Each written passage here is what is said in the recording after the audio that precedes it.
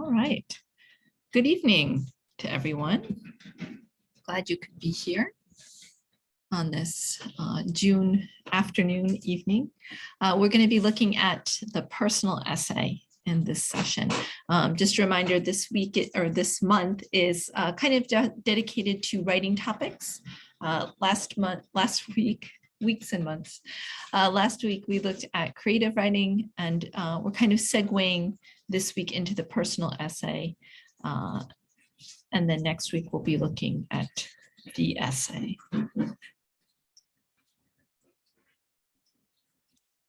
A reminder that we are recording. In this session, we'll answer these questions, hopefully. What is the personal essay? What is it used for? What are the elements or important features of the personal essay? And then also we'll get a chance to explore your story as well. So we'll start out with having you share your thoughts. I have two questions here.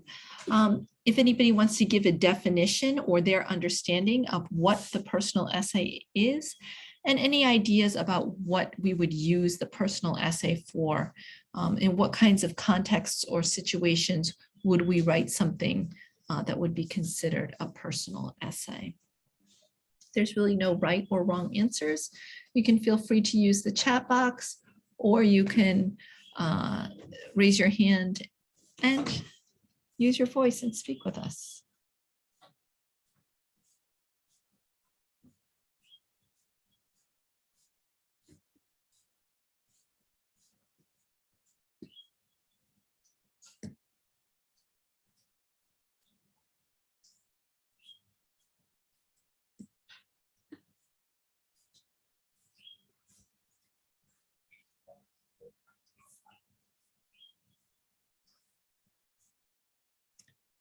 Any thoughts? What is a personal essay? How would we describe it or define it? Or what would we write one for? Why would we write one? What is the purpose or value of a personal essay?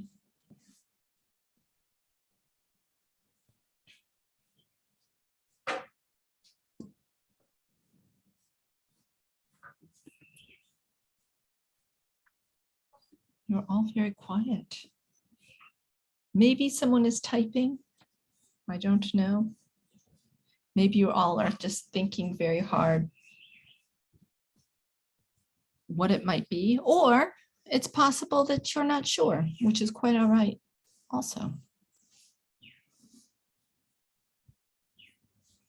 Oh, I have somebody in the chat. A short nonfiction story. I think we could put that into the realm of this. Very good. And then Amali, you have your hand up. Go ahead. Yes, my network today is a little bit low. I hope you will hear me. Hi. Hi. Now, in my own opinion, okay, of course, though I've never written a personal essay, but I think a personal essay is an essay that is written from a first person point of view, and it describes maybe a person's experience. Yeah, so that can be my opinion. Although generally, I just had, let me begin from the first one, an essay generally. An essay can be an argument based on a topic. A certain topic may be a subject and it contains some description and analysis. But now when you narrow down to a personal essay, I think it can reflect on the personal experiences, my own opinion anyway. Thanks, Amali. I think that's a really nice definition. An essay that reflects personal experiences. Good. Patricia's adding to this, it tells a personal story unique to the writer. I like that. Very good. Yeah, thank you, Amali, Carolyn, and Patricia. Those are all great, great ways to look at this. McKenna says a recollection of memories or learnings. And they're usually a gateway to creative writing as we start writing first about ourselves before writing about others. Yeah, that is true. It is often a gateway. This is when we begin writing, we usually have our learners do something like this. It is much easier to write about ourselves and our own experience before going on to other things. Excellent. Leonard, go ahead.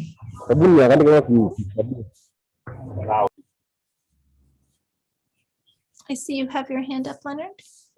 Okay, thank you. Hi. Yes, okay, a personal essay is a piece of writing that serves to describe an important lesson gathered from a writer's life experience. Oh, I like that. Yeah, an important lesson. So there's something we can take away from it. Very nice. Thank you.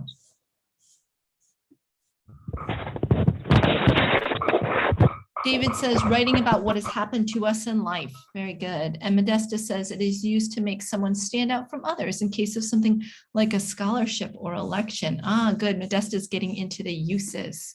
Very nice. Thank you, David and Modesta. Excellent. So I think we're all on the same page here. So a definition that I found that I thought was quite useful is one from the internet, which has many interesting things in it. I was trying to consolidate a definition, and I found this one I thought was a nice one. It's a piece of writing that serves to describe an important lesson gathered from a writer's life experiences, as some of you mentioned. The essay often describes a significant event from a first-person perspective, so I think that's an important part of it. The subject is I, and it can be done in various writing styles, like a formal essay or as creative fiction, nonfiction. So that's something else I like about this definition, is it kind of shows us the variety that's possible with the personal essay. It can be something very formal that looks very much like a regular essay, as kind of like Amali was saying, or it's something that can kind of progress or digress from that and be something much less formal and get more into kind of creativity, more like a creative nonfiction, as Carolyn said. Yes, very good, Carolyn. Also, used to express yourself, get into college, and land a job. Those are very common uses. Good. Leonard, I saw your hand is up again. Would you like to add? Not really. Oh, okay. Here, I will lower. Not really. It was the first time. Oh, okay, gotcha. Here, I will lower your hand. Yes, Zoom does not want me to miss you. It kept showing me that your hand was up. All right. So we might also see the personal essay called some other things, or we could say that these are all definitely in the same family. They're all close family members. So for example, a narrative essay is an essay that's kind of in the format of a story. It's usually told in the first person, not always, but usually. The personal statement would be a classic example of a personal essay, and a more formal kind of version of that, as is a statement of purpose. So you might think of a personal statement as something that you do for like a job or for scholarship or education. Same with a statement of purpose. Lorian, that's a good question. Can it be one's autobiography? I would say that many memoirs are done as a personal essay. So maybe, I guess an autobiography could be. I guess it's a matter of differentiating the autobiography and the memoir.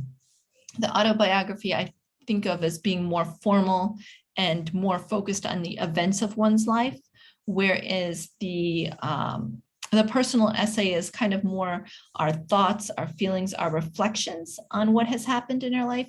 And I would say that's very much in line with the personal essay.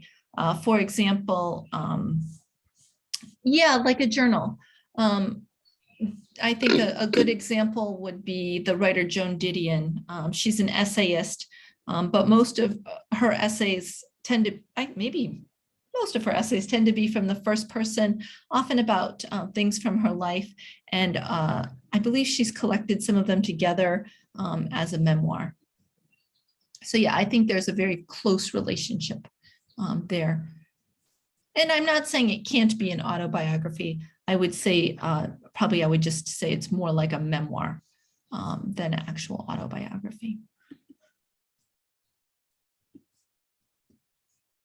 Okay, so you all have identified the most common use for personal essays. They most often are called for in applications.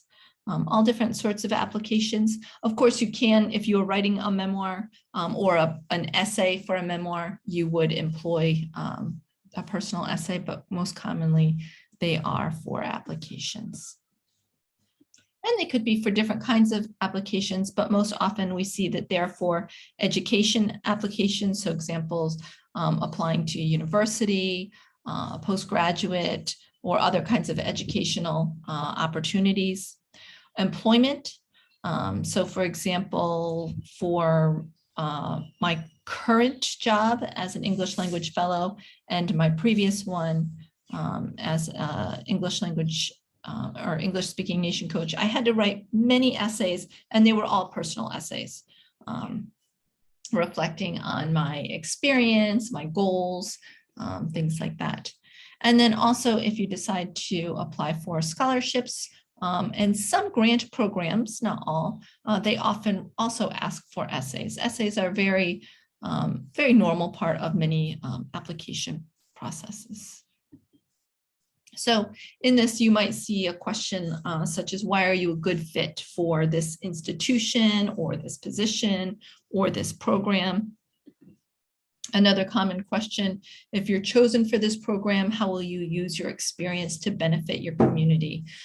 If you were applying for something like Fulbright, this was a kind of question that would be asked as an essay.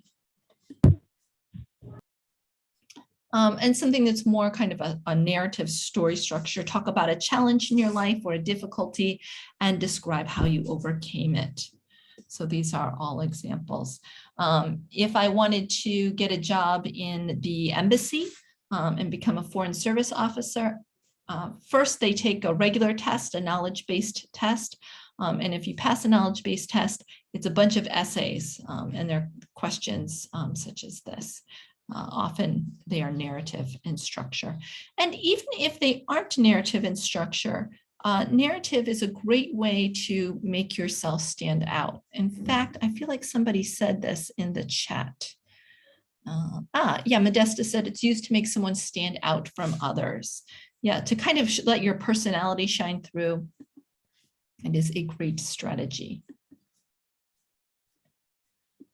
So although there's a lot of flexibility with the personal essay, and it can be very creative as opposed to so formal and structured as a regular essay, it still is an essay. And so it still has the same basic parts of an essay, an introduction, one or more body paragraphs, and a conclusion. And in a general way, it follows as other essays do. In the introduction, you would make a connection with the reader and identify the essay's main purpose or thesis. So if you're doing the personal essay in a very formal style, then you would have the thesis, or basically the answer to the question that's asked would be in there. So for example, if you're answering, why would you be a good fit for this company? That would definitely, the main answer to that question would be in the introduction. And then the body, there are body paragraphs, and of course they are supporting what's in the introduction, but there's a couple ways to do it. The body paragraphs may be one long narrative that illustrate the hypothesis. So if you said that the reason you're a good fit is because it's been a dream all of your life, then maybe your body paragraphs would be a long story about how this was the dream of your life. Lorian, that's a great question. A thesis is basically your main point. So if if the question is saying, what's a challenge that you overcame? And I said, answer my question in one sentence, that's basically your thesis. So maybe a person said, I overcame an illness and was able to graduate from university on time despite my illness. Then that would be the thesis, and the rest of the essay is there to basically exemplify the thesis. We'll look more at this next week when we look at essays, but you can think of it as the main point. If I said to you, I don't have time to read your essay, what do you want to tell me? Give me one sentence. That's the thesis. So the body might be one long story, or it may be more like a regular essay and have several points that support the hypothesis.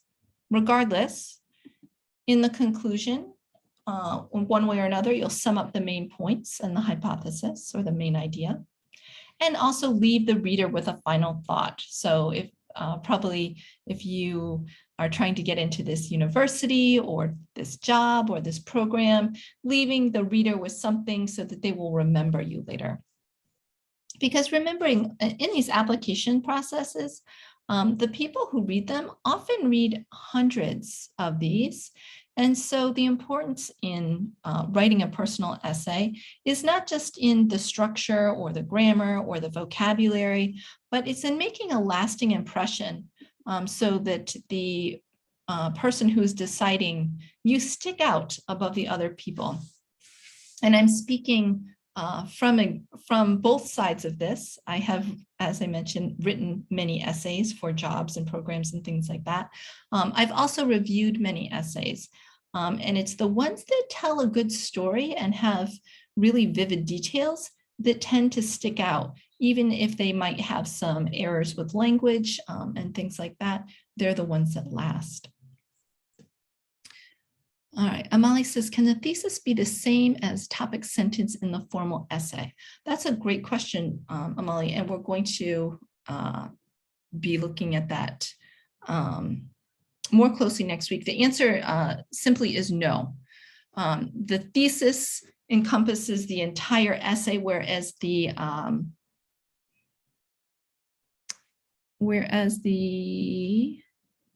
topic sentences for each paragraph. So for example, if my thesis is that I'm a great candidate for this position, that's my thesis. Maybe the reasons are because I'm a hard worker, I'm intelligent, and I'm a team player. Then my topic sentence for my first paragraph will be about how I'm a hard worker. My topic sentence for my second body paragraph will be about how I'm intelligent. And my third topic sentence will be about me being a team player, whereas the thesis will cover all of that. Exactly, Modesta. I wouldn't limit it to 6 to 8 words, but yes, absolutely. You would not be giving a, well, maybe some, for a job opportunity, a bio is more about statistics. So if somebody wants your biography, they want to know what school they want to know the facts. Whereas an essay is more nuanced and is supposed to make you come across as more of a person, a personality, so that you stand out from others. Learn a lot about who a person is through an essay and what story they choose to tell you and how they tell it to you.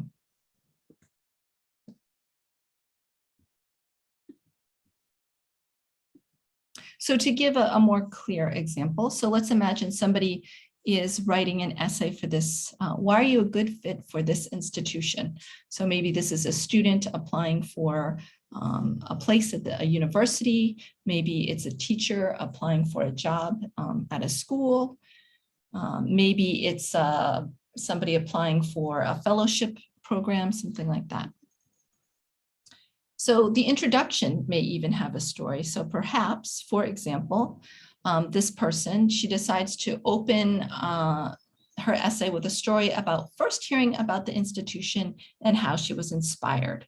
So maybe when she was a young girl, she heard about this place and what an amazing place it was. And it's always been her dream to do that. And so maybe she tells a little story. And then she decides she wants to use 3 body paragraphs, and she's going to show why she's a good fit.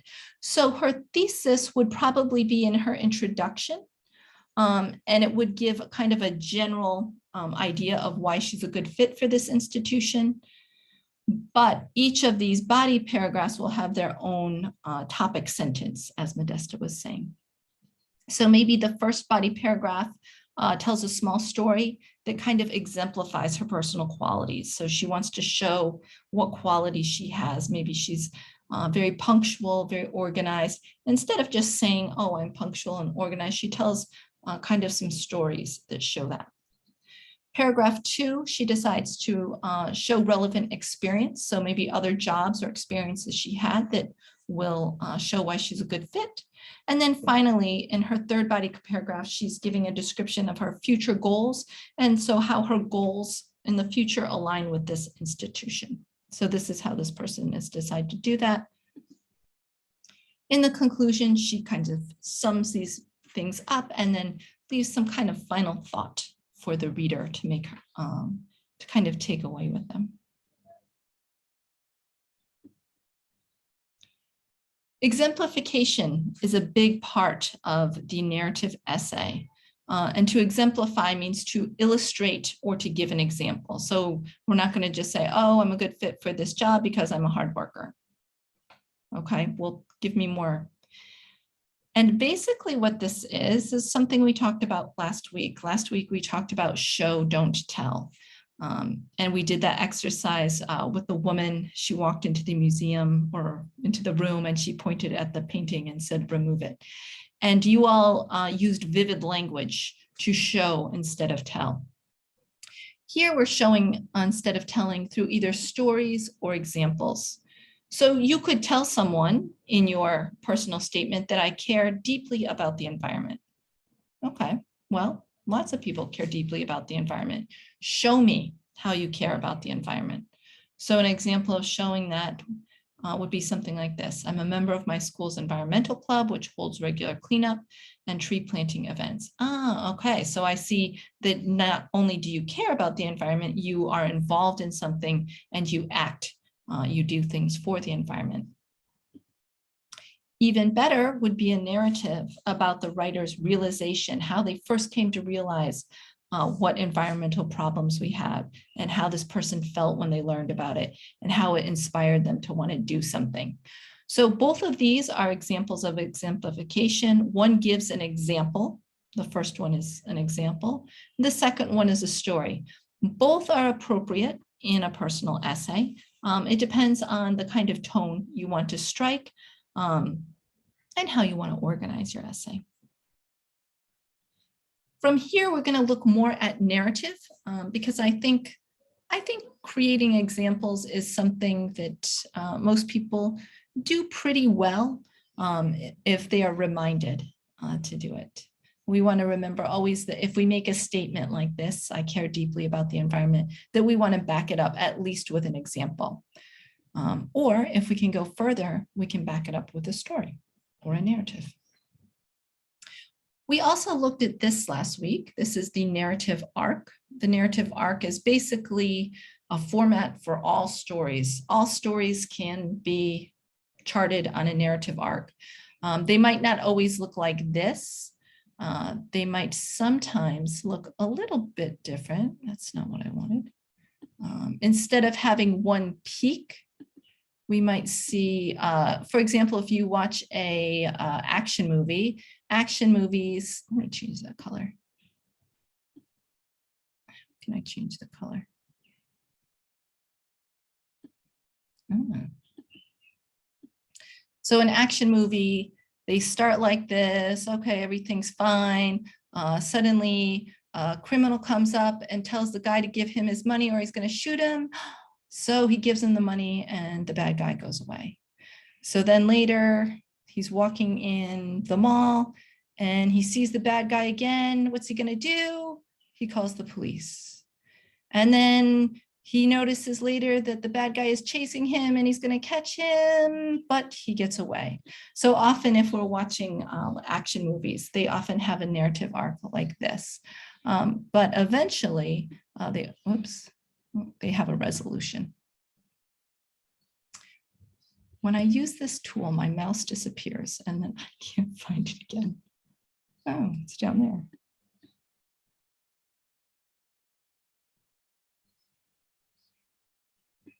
Okay. Let me clear this mess. So we see in the beginning, we have the exposition. Who are the characters? What's going on? Then there's some kind of a problem. The action starts to rise until it gets to this moment. What's going to happen? And then the falling action, and then they lived happily ever after. And then, as I was saying, in action movies and many others, we often have many of these climaxes, many moments where we're, what's going to happen? And then it changes. And the climax doesn't always have to be so dramatic. It might be the person that you called to, or the person that you had your job interview calls. So you answer the phone. What are they going to say? Yes, we've decided to give you the job. So that would be a climax too. Basically, the climax is where the feeling changes. So usually before the climax, there's some kind of fear or anxiety or worry. And then after that, the emotions kind of settle back down. For example, the story of Cinderella can be charted on a narrative arc like this. In the beginning, we learn about Cinderella. We learn that she's having this unhappy life. Her mother died, her father died. She lives with her stepmother and her terrible stepsisters. They make her do all the work. But one day, an invitation arrives. The prince is inviting all the beautiful ladies to the ball. And so everyone's excited, but they tell Cinderella she can't go. The stepsisters are getting ready. They're very excited. They leave. Cinderella is at home, wishing she could go. Then her fairy godmother appears and ding, gives her her beautiful clothes. So Cinderella goes to the ball. She meets the prince. They dance. She realizes she's falling in love. Then she realizes, oh my God, it's 12 o'clock. She runs away. She loses her slipper. She goes home. The prince shows up to her house and he's looking for the woman he danced with last night. So the stepsisters, they each try on the shoe, but their feet are too big. And then the prince says, what about you? And he goes to put her shoe on. What's going to happen? This is the climax. The shoe fits. He realizes it's her. They fall in, they're happily ever after, and da-da-da-da. So that is the falling action. We might even say when Cinderella loses her slipper, that might be a little mini climax in this story. So I never like to say always about anything, but all stories follow this. They may sometimes start at the climax, but then after they go back. So for example, sometimes you might watch a movie and the movie starts and there's already a lot of action and you don't understand, who is this guy? Who's that guy? Why are they fighting? What's happening here? But then after, they will go back and the movie will explain. So sometimes they do it a little wonky, but all stories have these components. So when we're writing a story, we should also think about these components. All right, I'm going to read an essay to you. I am sorry to read an essay to you. I looked for a good reading of this essay online, but the one that I found sounded like a robot reading. So I decided not to use that one. You can follow along. I sent the essay to you in the WhatsApp. So if you look in the WhatsApp, you will see that it is also in there and you can read along. I think this is a great example of a personal essay, and we can imagine that someone asked this person to talk about a day that changed her life. And actually, this essay kind of goes back to what Lorraine was saying. This is not autobiography, but I would say it is in the realm of memoir.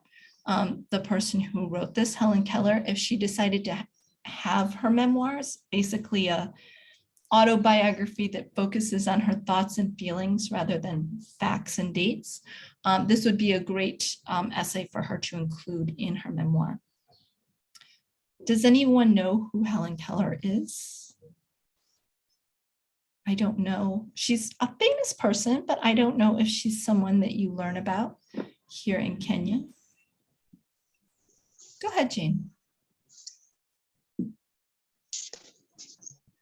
Thank you, Mina. I think if I'm not wrong, is the girl who was born with a hearing and seeing impairment. But she was able to overcome that and be able to communicate regardless of her circumstance. Thank you. Thank you. You are absolutely correct. Helen Keller was not able to see. She was not able to hear. As a result, she was not able to speak. She was a baby. She was not born this way. She was born seeing and hearing, but she had a terrible illness shortly after and lost her ability to see and hear. But as Jane said, she managed to overcome this and learned to read and write through Braille. You can see in this picture there, she's reading with her fingers. And also to write amazing essays, such as the one that I'm going to read to you. So this is an example of a personal essay. I would say it's more on the creative end of the spectrum rather than the formal end. But I think it does a great job of showing how a story can answer a question. So if the question is, talk about a day that changed your life, we can imagine that this is the answer. The most important day I remember in all my life is the one on which my teacher, Anne Mansfield Sullivan, came to me. I'm filled with wonder when I consider the immeasurable contrast between the two lives which it connects. It was the 3rd of March, 1887, 3 months before I was 7 years old. I'll point out that that's actually the thesis of her essay. If you asked her, tell me in one sentence, what day changed your life? She would say it was the 3rd of March, 1887, 3 months before I was 7 years old. So that was the day. The rest of the essay tells us about what happened on that day and why it changed her life. On that afternoon of that eventful day, I stood on the porch, dumb, expectant, because she couldn't speak. Therefore, I guessed vaguely from my mother's signs and from the hurrying to and from in the house that something unusual was about to happen. So I went to the door and waited on the steps. The afternoon sun penetrated the mass of honeysuckle that covered the porch and fell on my upturned face. My fingers lingered almost unconsciously on the familiar leaves and blossoms which had just come forth to greet the sweet southern spring. I did not know what the future held of marvel or surprise for me. Anger and bitterness had preyed upon me continually for weeks, and a deep languor had succeeded this passionate struggle. So we see here, we're all in the exposition. She's an unhappy girl, understandably. Have you ever been at sea in a dense fog when it seemed as if a tangible white darkness shut you in, and the great ship, tense and anxious, groped her way toward the shore with plummet and sounding line, and you waited with beating heart for something to happen? I was like that ship before my education began, only I was without compass or sounding line and had no way of knowing how near the harbor was. Light, give me light, was the wordless cry of my soul, and the light of love shone on me in that very hour. So we see, she's struggling, she's unhappy. I felt approaching footsteps. I stretched out my hand, as I supposed, to my mother. Someone took it, and I was caught up and held close in the arms of her who had come to reveal all things to me, and more than all things else, to love me. The morning after my teacher came, she led me into a room and gave me a doll. The little blind children at the Perkins Institution had sent it, and Lord Bridgman had dressed it, but I did not know this till afterward. When I played with it, a little while, Miss Sullivan slowly spelled into my hand the word doll. So she spelled it into her hand. I was at once interested in this finger play and tried to imitate it. When I finally succeeded in making the letters correctly, I was flushed with childish pleasure and pride. Running downstairs to my mother, I held up my hand and made the letters for doll. I did not know that I was spelling a word or even that words existed. I was simply making my fingers go in monkey-like imitation. In the days that followed, I learned to spell in this uncomprehending way a great many words among them: pin, hat, club, and a few verbs like sit, stand, and walk. But my teacher had been with me several weeks before I understood that everything has a name. So she's learning to be able to do this, but she kind of thinks it's just a game. One day, while I was playing with my new doll, Miss Sullivan put my big rag doll into my lap and also spelled out D-O-L-L and tried to make me understand that D-O-L-L applied to both. Early in the day, we had had a tussle over the words M-U-G, mug, and W-A-T-E-R, water. Miss Sullivan had tried to impress upon me that M-U-G is mug and that W-A-T-E-R is water, but I persisted in confounding the two. In despair, she had dropped the subject for the time, only to renew it at the first opportunity. I became impatient at her repeated attempts, and seizing the new doll, I dashed it upon the floor. I was keenly delighted when I felt the fragments of the broken doll at my feet. Neither sorrow nor regret followed my passionate outburst. I had not loved the doll. In the still, dark world in which I lived, there was no strong sentiment or tenderness. I felt my teacher sweep the fragments to one side of the hearth, and I had a sense of satisfaction that the cause of my discomfort was removed. She brought me my hat, and I knew I was going into the warm sunshine. This thought, if a wordless sensation may be called a thought, made me hop and skip with pleasure. We walked down the path to the well house, attracted by the fragrance of the honeysuckle with which it was covered. Someone was drawing water, and my teacher placed my hand under the spout.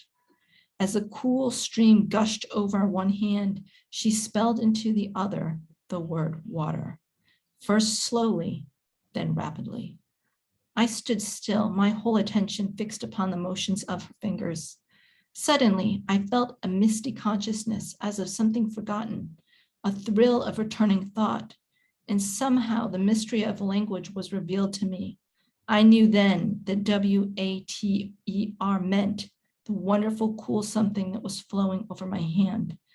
The living word awakened my soul, gave it light, hope, joy, set it free. There were barriers still, it is true, but barriers that could in time be swept away. I left the well house eager to learn. Everything had a name, and each name gave birth to a new thought. As we returned to the house, every object which I touched seemed to quiver with life. That was because I saw everything with the strange new light that had come to me. On entering the door, I remembered the doll I had broken.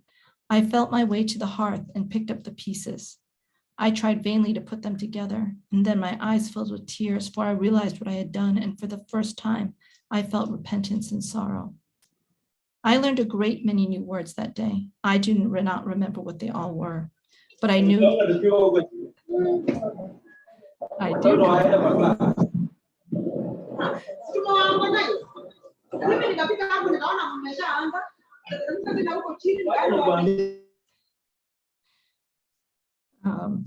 I learned a great many words that day. I do not remember what they all were, but I do know that mother, father, sister, teacher were among them, and that words that were to make the world blossom for me, like Aaron's rod with flowers. It would have been difficult to find a happier child than I was as I lay in my crib at the close of that eventful day and lived over the joys that had brought me, and for the first time longed for a new day to come.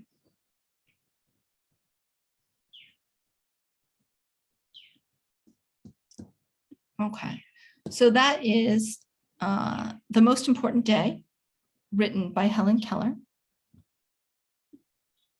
And now I'm going to put you into breakout rooms to discuss the story and diagram it. So I have some kind of guiding questions here for you. What is the what is Helen's situation at the beginning of the story? So this would be your exposition. What change comes into her life? And this would help us figure out the conflict and rising action. What is the climax of the story? So what is the high point, the point at which everything changes? And then finally, what is the point of her story? It's the most important day, but why is this a story worth telling? So I'm going to put you into breakout rooms for maybe, how are we doing for time? Oh, maybe 7 minutes. I will leave this up so that you can look at it. You can either try to just figure out what parts are what on the chart, or you can discuss it in terms of these questions here. If you need to refer back to the story, as I mentioned, it is in the WhatsApp chat.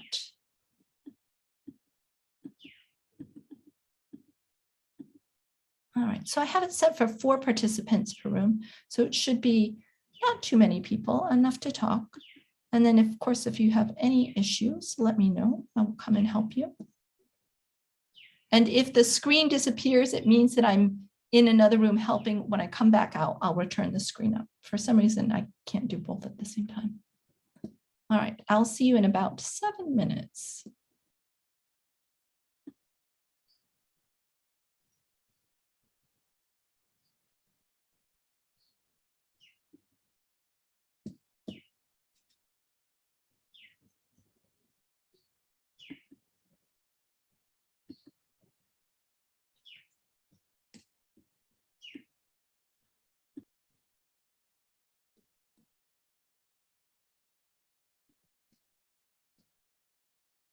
Okay, it looks like everyone is coming back.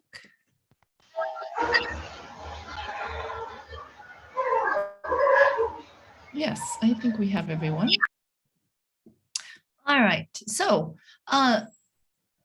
does anybody want to either you can tell me what you think the parts of the story are, or you can answer some of these questions. You don't have to answer all of them. And I will preface this by saying that there isn't only one right answer. I created my own idea of what happened in this story, but as I was reading it, and I've looked at this essay many times, I actually used it in my, for many things. I actually came up with a different idea of how I would chart this story. So just keep in mind, there are different ways to do this. Josiah, I saw your hand go up first. Go ahead. Hi, everyone. Good evening. Hi. Well, I've read the story. I listened to the stories when you're reading. From the first paragraph, when I look at, if I can answer the first question, what is Ellen's situation in the beginning of the story? I think there was anxiety, some kind of anger, disappointment. Well, I think that's her situation in the beginning. But also I wonder, from the story, I've just read very fast. I was not able to listen. I was hearing you talk, but I was not listening properly. So was the girl blind at some point? I think she was blind. Yes. She was born. She was born all right. She was blind and she can't hear. She was dumb, deaf, and blind. Mm-hmm. Yes. So the first part in the beginning, she's anxious. Yeah, so we can talk about the situation of anxiety, maybe being unsure, something like that. Yes, thank you. Thank you. Yeah, I think that's a nice description of the situation in the beginning. A lot of anxiety, unsureness. Yeah, she's definitely not calm and relaxed. There's nothing really happening, but she just seems to have this unsettled feeling. Thank you. Good. Go ahead, Benedict. Hi. Hi. I think I can basically talk something little about exposition.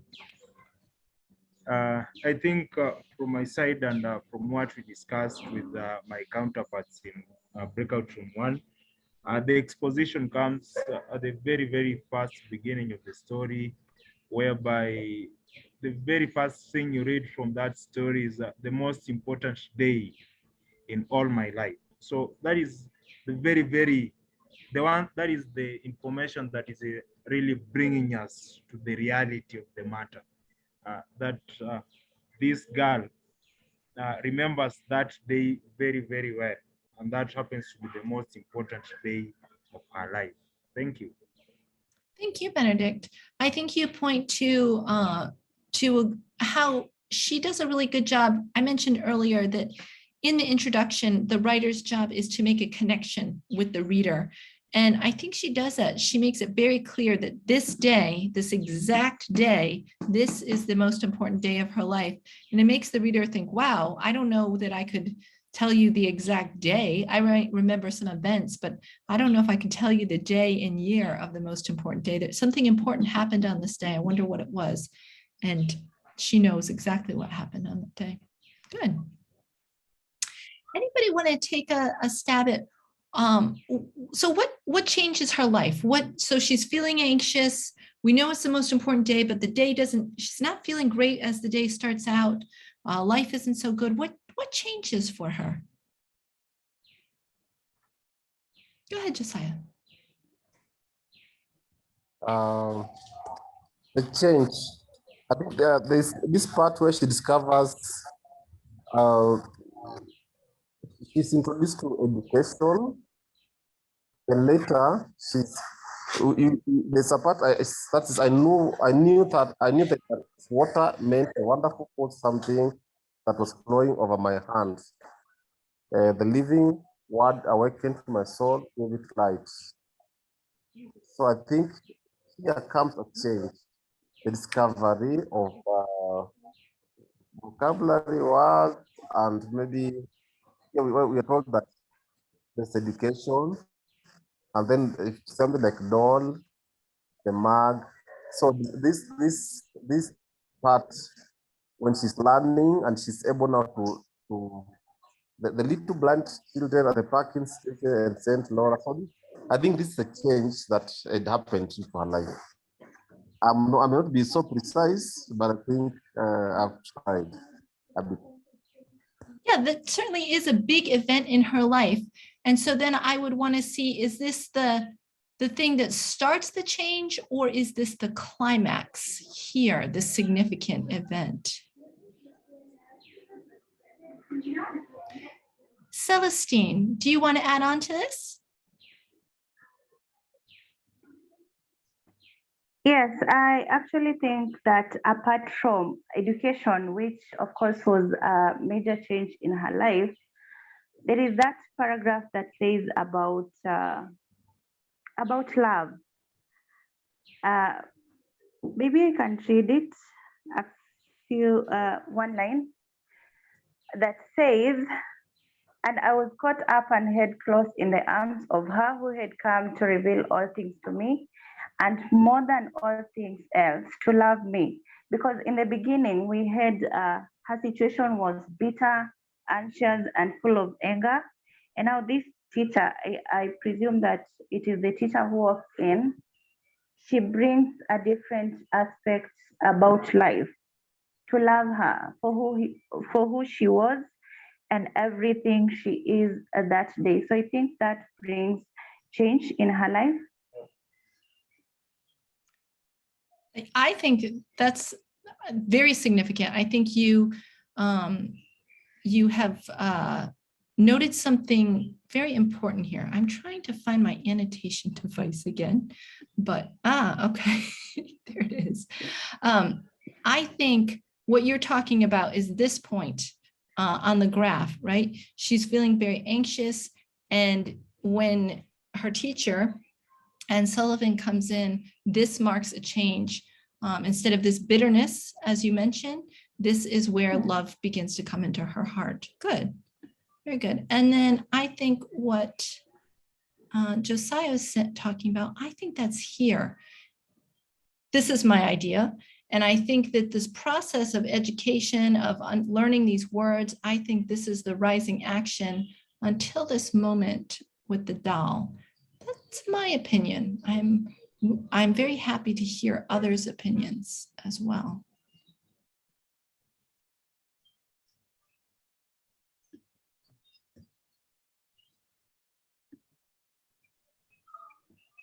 Does anyone want to agree? Oh, yeah, okay. Nancy, go ahead. Thanks, Mina. According to my understanding, the incident with the doll was still part of the rising action, but then it came to the climax when her teacher took her to the place that had water. That's when she got the moment of understanding that the teacher was actually trying to teach her words. For me, that's how I perceived it.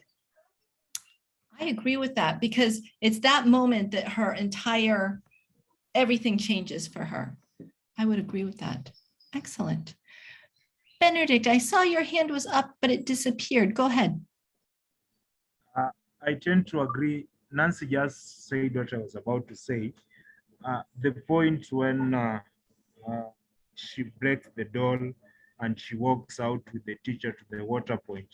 Now comes, that is now from the rising action to the climax. The climax comes when she now has the water flowing on her hands. And then from that point, when she realizes this is water, then she goes ahead and learns other words on that day. I think I tend to agree with what she said. Thank you. Thank you. I think I tend to agree with both of you too. Josiah, go ahead.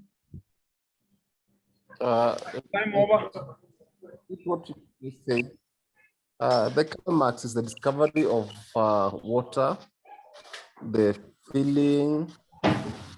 So when the doll, the starting of education was the starting of rising. Then the climax is at the point when the teacher makes her discover the water. So I may not have a better word, a better point than that. I think that's what the climax, when you said. Yes. I agree. Thank you. So I think it seems pretty unanimous about the climax. Does anybody want to try to answer this last question? What's the point of her story? Why is this a story worth telling? On this day, she learned that the word for water is water. Why is this so important? Why does this matter?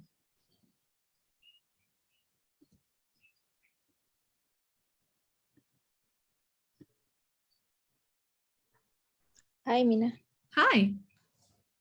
Go ahead, Jane. So, thank you.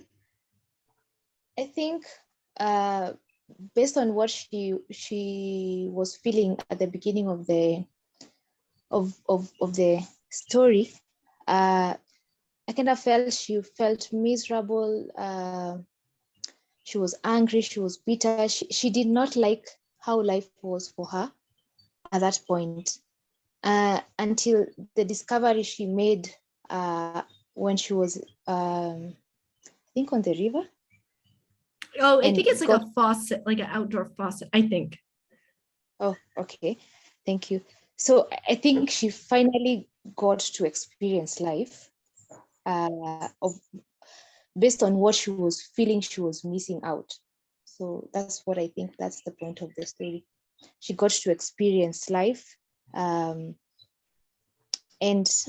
how she was feeling at the beginning is changed completely. Her perspective completely changed, and her life changed from then on. Yeah, thank you. Thank you. I think you summed that up really well. Yeah, in the beginning, she said her life was like being in a fog, right? And it's at this moment the fog clears. Patricia, it is a story of hope and restoration. I agree. It is a story of hope and restoration. Good.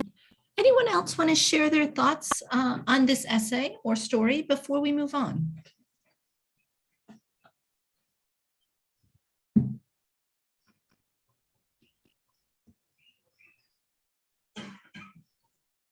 Go ahead, Josiah.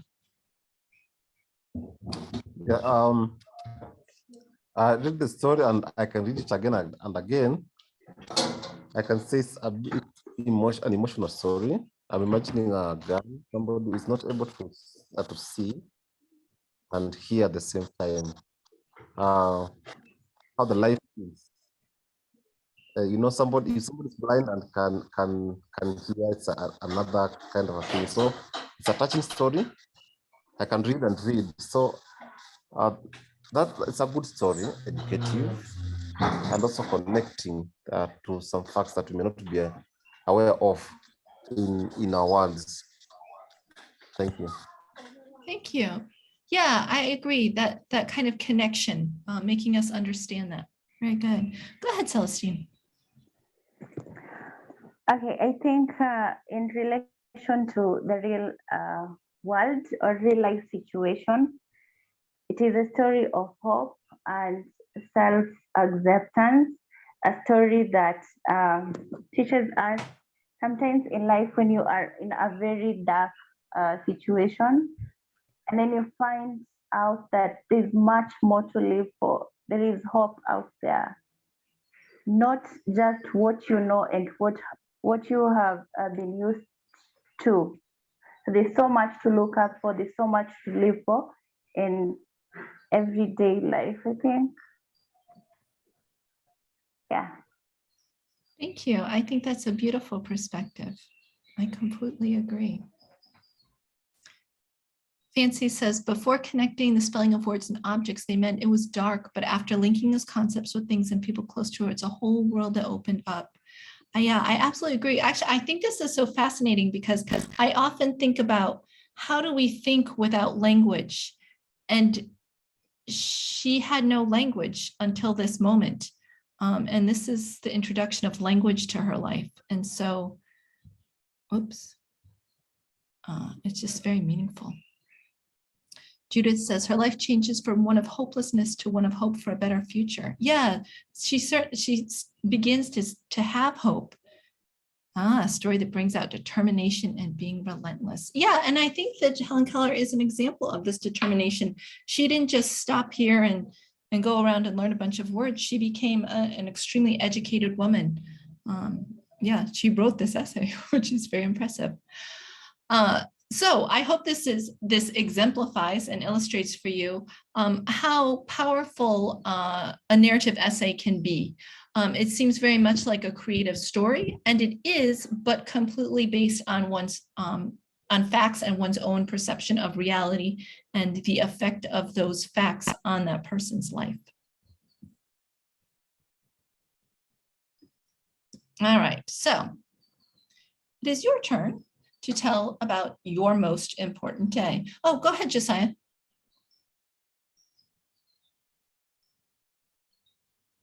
Well, can you see also the story appreciates the role of a teacher in someone's life? Yes. Very supportive. So this important person in the girl's life is the teacher who introduces this new feeling, so we can appreciate ourselves as teachers in what in people's lives. Thank you. Thank you. I'm really glad you brought up that point, because yes, I think that is another huge takeaway. The person who changed her life is a teacher. So I think even with a little bit of a change to this essay, we could easily adapt to this essay to be an illustration of what is the role of a teacher. How can a teacher change someone's life? And this is a great example. Amali, if we consider it from a different perspective about the feeling involvement as teachers, yes, we should always involve our learners and be ready to lead them throughout their lives in learning. Beautiful, excellent.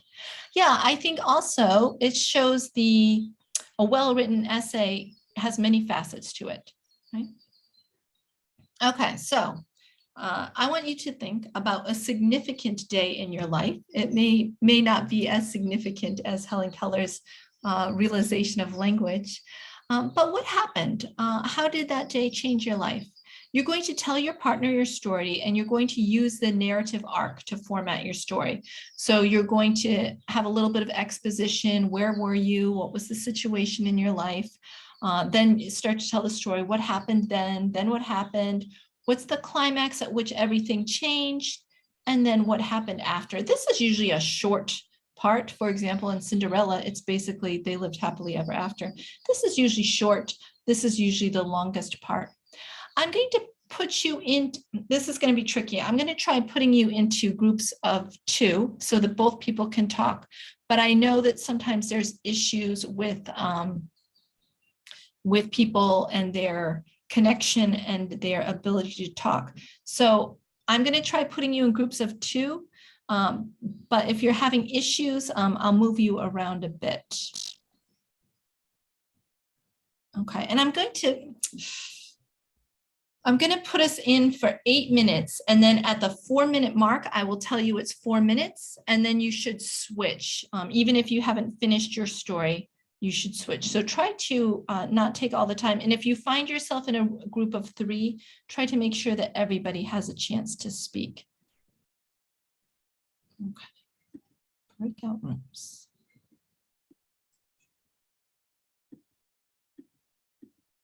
Okay, it's set now to have 2 to 3 participants in a room. So if you have 3 participants, think about the time. Actually, I'll give a time thing I'll remind you of the time, but try to keep an eye on it as well.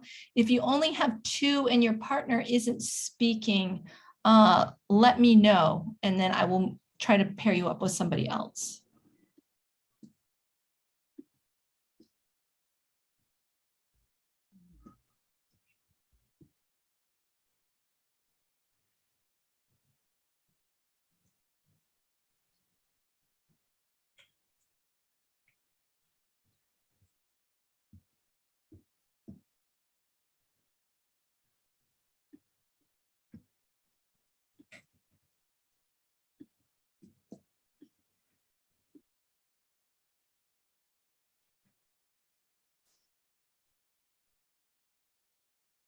Okay, welcome back, everyone.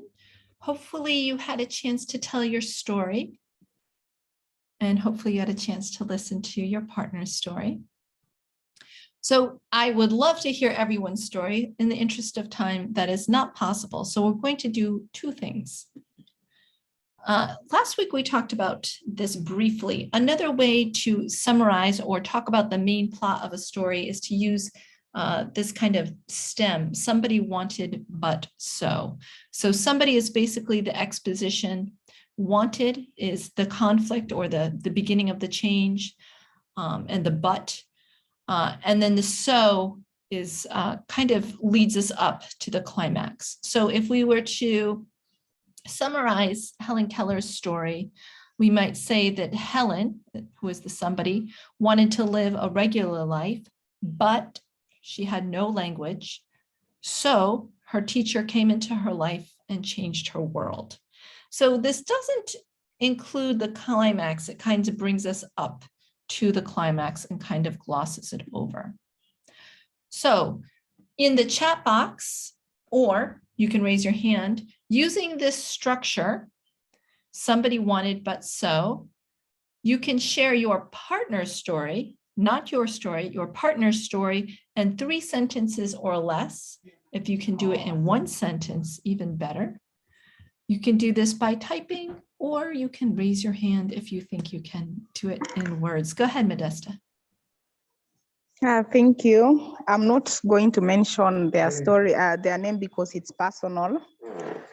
So someone wanted to be in a relationship, but it was unhealthy and toxic. So they quit it and had more time for themselves. Nice job. That is a compelling story. And thank you for honoring that person's privacy. I'm glad. It sounds like a happy ending too. Thanks, Modesta. That's very concise. Good job. Thank you. Go ahead, Josiah. Mary, not her name, her real name, got married at early age of around 20 years. Got a daughter and a boy, a son. Sorry. So later, the husband dies. Some years later, the son dies. and she remarried, though gone through a lot from the in-laws, but later after remarrying, she gets a better life somehow after living away. I mean, without the husband, without a husband for a long time. Thank you. A Thank rich you. story though. Thank you. So maybe we can make it more concise by saying this person wanted happiness, but suffered a lot of losses and tragedy, but was able to overcome them. Good. Yes, Amali, I will address those questions at the end. Yep, absolutely. All right, Celestine, I see your hand up. Do you have an, oh, go ahead, Celestine. Okay, mine is just a statement. My partner was Austin, so I'm just gonna say it as it is. Austin wanted to eat ugali while in Australia, but it was not available. So he went back home and asked his mama to prepare some. That is it. Excellent. Very good. And it has a happy ending. He got his ugali. That's great. Excellent. Good use of the structure. Very good. Anyone else who wants to share? I see something else in the chat. Go ahead, Elpak, which I think is Austin. Yeah, thank you very much. Yeah, I wanted to share about Celestine. She was my partner. And Celestine was looking for work. And she got the first interview and she was so excited. And then as she was going to the interview, she actually sat next to her boss. And when they were lighting, his phone fell on the seat. So Celestine took it and gave it to him. And then as they were heading to the interview, they never knew they were going to the same place. So Celestine arrives and finds everyone there at the interview room, asking where, when are we being interviewed and all that. So for her, so she sat down, and then the interview came and her time came. And immediately she entered the interview room. The boss was so surprised to see her. So definitely it was clear she got the job. Awesome. I like that happy ending. Very good. Oh, that's a happy accident, isn't it? Excellent.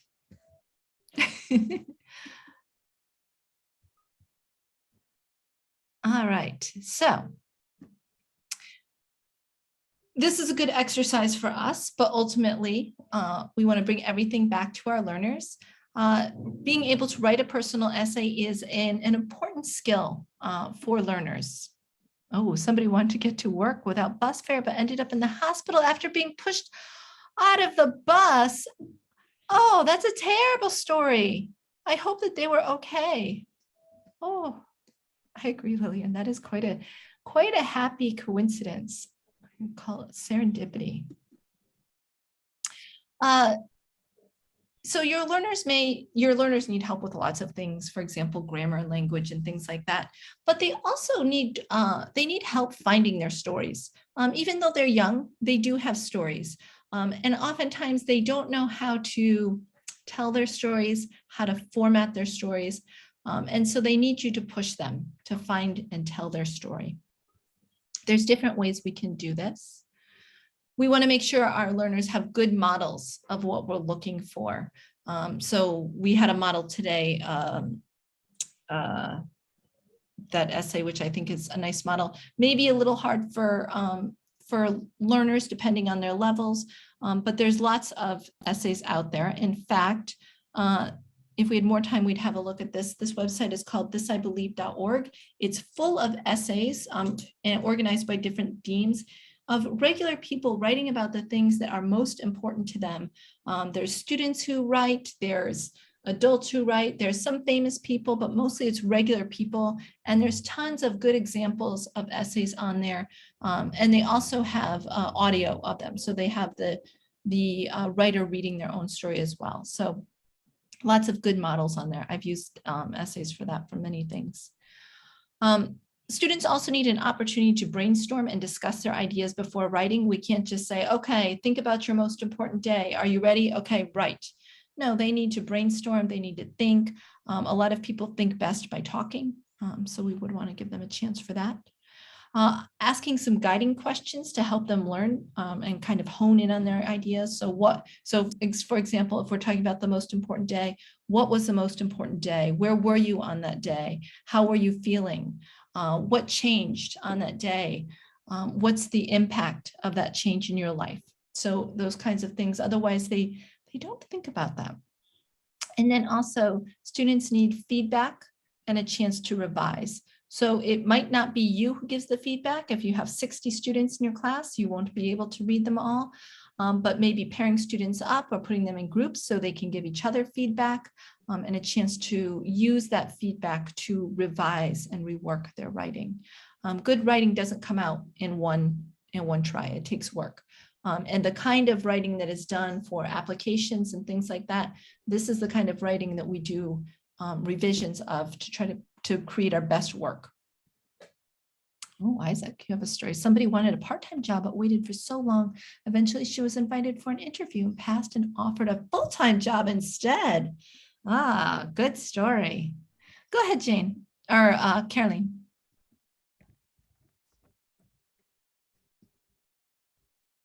Mine is about 28th of May. I didn't have anyone to narrate mine because I was the only one who spoke anyway, and the one that was supposed to, I think she left the group. Oh. Anyway, I would just like to say something about how my story actually, what impact it brought to me.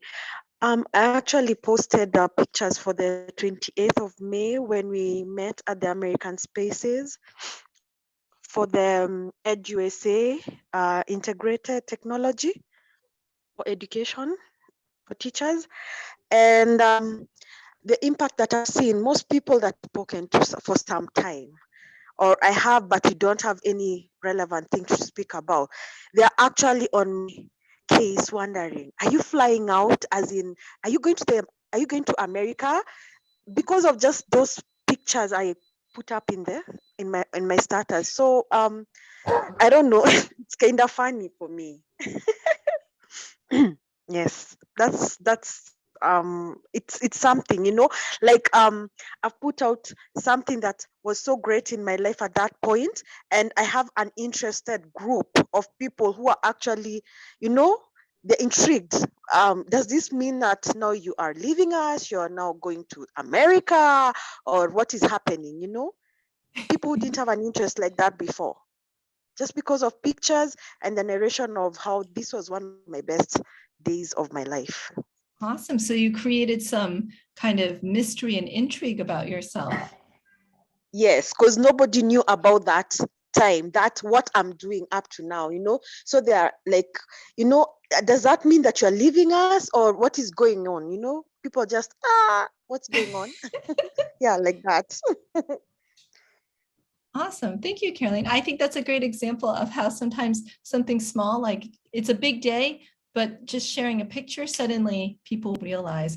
And also basically, I think too, if you just said, I had an amazing day today, people might just whatever, but the fact that you have this with pictures, basically what we're doing in a narrative essay is we're providing the picture, but we're doing it through words. And this is what generates the interest. Awesome.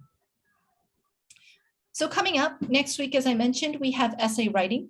And then the week after that, we will look at preparing for research writing. So not exactly how to write a research paper, but going over the skills we and students need in order to do that kind of thing. I also wanted to address a couple questions Jane put out that great Google form last week about our certificate of mastery, and we had some great responses and people who signed up and some questions that arose. So I just want to address those. One question is, when shall we get certificates? Everyone who qualifies for participation certificates and everyone who turns in their project for the mastery certificate by the due date will get their digital certificates within 2 weeks after the final July session. Our final session will be the last Tuesday of July. And so within 2 weeks, I'll have everybody's digital certificates from that. And then we'll work out the printed certificates, how many people are going to get them, and how we will get them to you, or how you will come and get them. Another question. Some of you are asking, some person said, if I choose a video, will I submit the video presentation of the class and that's it? Yes, if you think the video clearly explains itself and answers the questions that are part of the mastery certificate, then that's fine. If you think the video doesn't clearly explain it, it shows it, but you think maybe it needs some explanation, you can just include some explanation with it. You can either, if it's just like a comment, that's fine. Or if you feel like you need to write a little more, you can include a document with it. That's up to you. Things will be sent to me. I'm in the WhatsApp groups. So if you have your reflection, you can send me the reflection. If you have your video, you can send me the video. And if you are looking to schedule a presentation, you need to contact me ahead of time. So for example, the last week of July, you cannot contact me and say, oh, I need to do my presentation. We need to schedule that ahead of time. We will be meeting 6 more times before the end of this. And so we need to make sure that we schedule those and spread them out. Mark, if you want to get a hold of previous lessons, they are in the WhatsApp group, but I will reshare some PowerPoints and video links as well. I don't know if they'll go all the way back, but maybe from like the last 4 to 6 weeks, I can include those. Also, a couple of you mentioned observations, and you will be contacted about them. For example, Eunice, I think you're here. I know where your school is. I can come and see you. Not a problem. All right. So any questions, you can contact me, and if I can't answer it, or regardless, I'll be in touch with the other LPAC committee members. But since I'm kind of spearheading this, you can contact me. Jane, anything you want to add, or does that sum it up, do you think? Thank you, Mina. I think you have summed it all well. Maybe you just write on the WhatsApp group for those who probably filled in the form but were not able to attend this class. Yes. Then there's a concern that has come up today. There are people who are in the meeting, but they're not able to contribute or unmuting. So maybe I would encourage, in case you're not able to communicate, maybe unmute. You can just side chat the person. For example, if you're in the breakout rooms, just chat them and tell them you're not able to turn on your microphone, maybe because you're in a noisy place or you're not able to communicate, but kindly communicate that you're not able to contribute so that everyone maybe can be assigned another group to participate in. Thank you, Mina, and thank you all for attending the meeting today. Thank you, Jane. Yes, that is very important point. Yeah, especially if you're the only one in the room who's able to communicate. Sometimes it's uncomfortable to wonder why no one is speaking to you.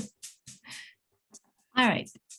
I will post this also on the WhatsApp. I'll also repost the document that has the specifics about the Certificate of Mastery, just so it's easier to find.